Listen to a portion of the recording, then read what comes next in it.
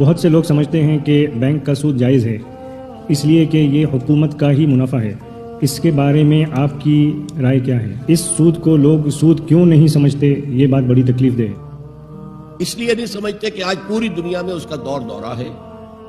پوری دنیا کی یونیورسل اکانومی جو ہے اس کے اندر سود تانے بانے کی طرح ہے، جیسے کپڑے کا تانا بانا ہوتا ہے۔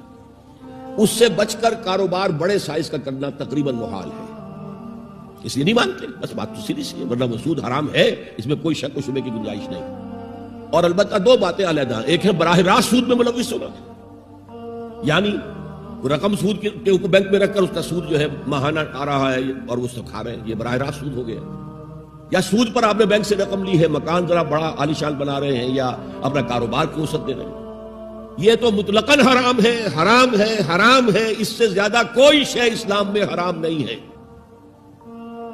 حضور نے فرمایا الربا 70 حوباً، سود کے جرم کے گناہ کے 70 حصے ہیں، کچھ بڑے ہیں کچھ چھوٹے ہیں۔ ایسروہا، ان میں سب سے ہلکا حصہ اس کے مساوی ہے ان کہ الرجل امہ، کہ کوئی شخص اپنی ماں کے ساتھ بدکاری کرے، لہذا اسے تو چھوڑ۔ البتہ ایک انڈائریکٹ ہے، آپ ایک کارخانے میں کام کر رہے ہیں، کارخانے نے پیسے دے رکھے ہیں بینک سے، لیکن آپ وہاں چاہے ڈیلی ورکر کی حیثیت سے ہیں یا کہیں ملازمت کر رہے ہیں، یہ سیکنڈری ہو جائے گا۔ اس سود سے اس وقت کوئی نہیں بچا ہوا، پوری حکومت اس کے اندر ملوث ہے، تو کون بچے گا؟